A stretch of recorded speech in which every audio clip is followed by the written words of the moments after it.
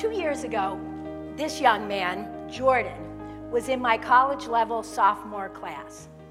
Now, Jordan wasn't necessarily what you would call academically inclined. He was a bit challenging. He had not done well on previous state tests, and he had a little bit of a rap sheet. Jordan, as you may be able to tell from this photo, was really into the TV series The Walking Dead. And each day he would come in and he would tell me about it. And when he found out that I didn't watch, he said, "Oh, Barile, you have to watch this show. It has all that stuff that you like in it. It has symbolism and character development and paradox and allegory." And I would just laugh and tell him that I wasn't into zombies and blood and guts and gore.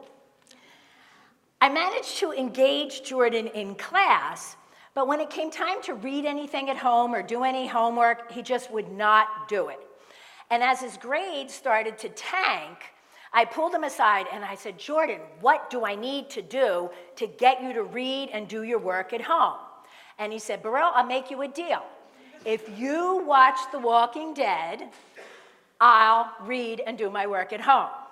Now, some of you may say we shouldn't bargain with our students.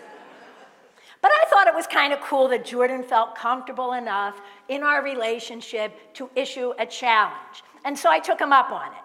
It was Thanksgiving break, and I started to watch. And it took me about 5 times of watching to get through the very, very first episode.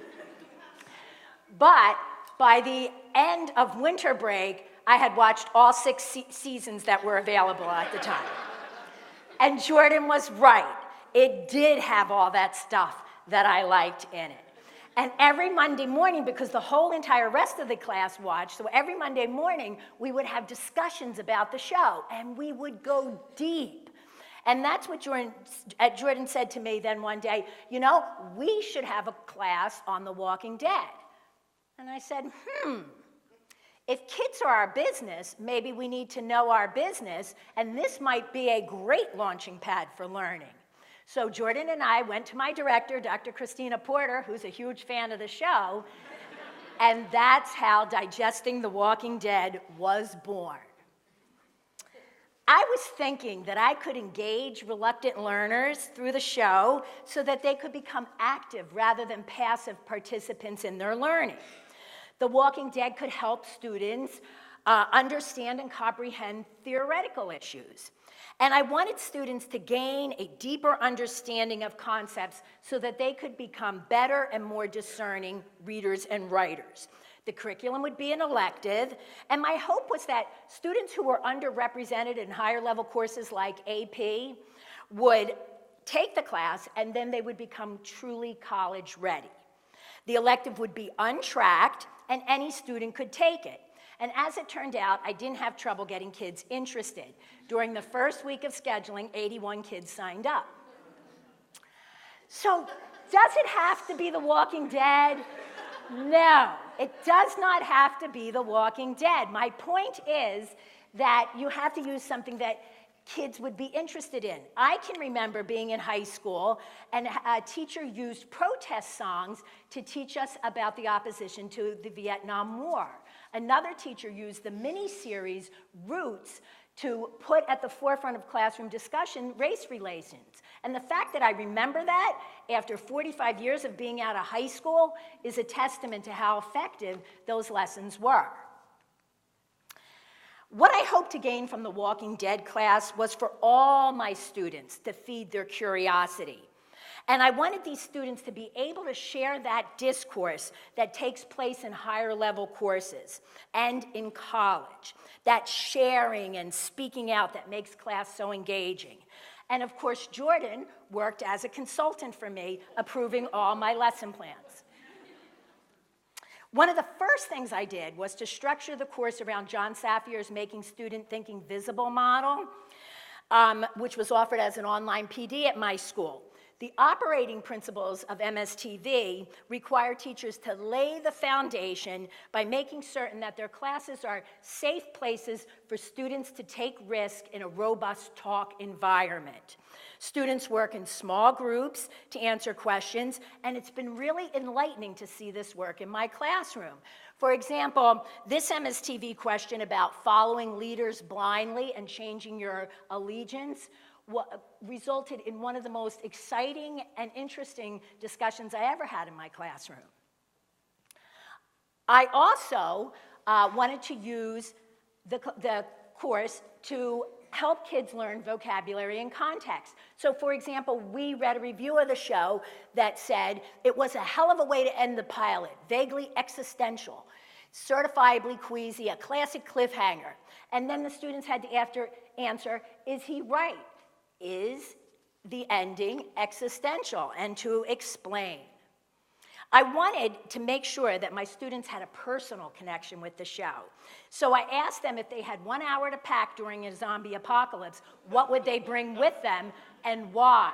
And I was really excited that they came up with really practical things and left their cell phones at home.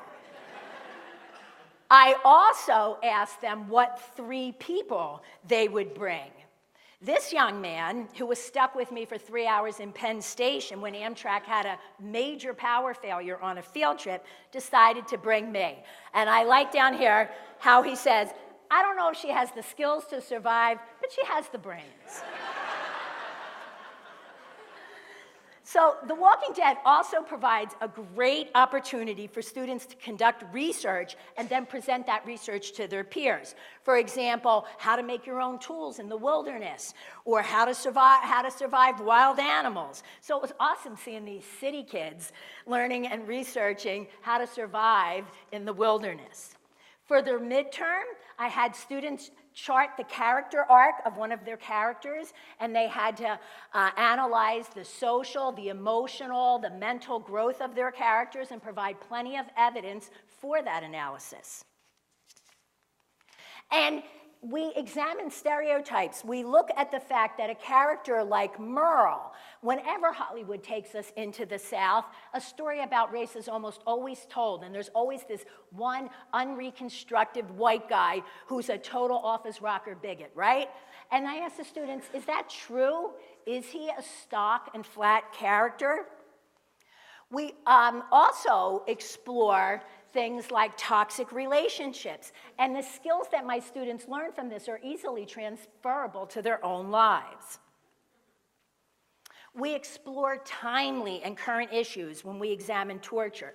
We look at the science behind torture, and then we answer the question, is torture ever justified? This became a very, very timely issue during the presidential election when Donald Trump said that torture works, despite the fact that scientific evidence repeatedly concluded that torture is not the effective way for gaining information and that rapport building is much more effective. Luckily, once elected, Trump deferred to his defense secretary, James Mattis, who firmly opposed reinstating torture. But I knew my kids were paying attention when they came to me, and they were concerned about the fact that Gina Haspel was named CIA director when she had a history of torture in her past. Oops. I want my students to be aware of the rhetoric that specifically targets them as a demographic group. In particular, I want them to have the critical thinking skills necessary to distinguish messages, whether positive or negative, about gender. Students gain real-world experience when we study negotiation. We also do a rhetorical analysis on the speeches of Rick and the governor and find out who was more effective.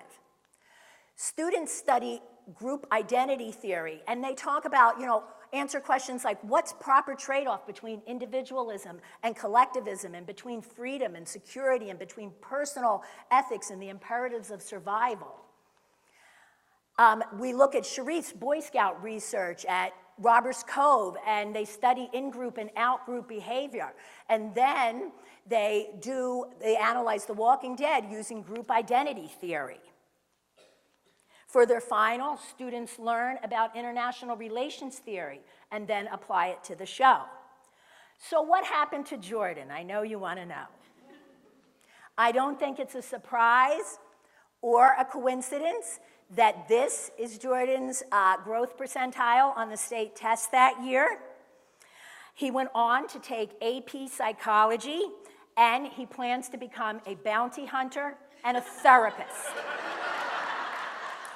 And so, if you have any more questions about this course, I'm going to direct you right over to Jordan, and he will answer them.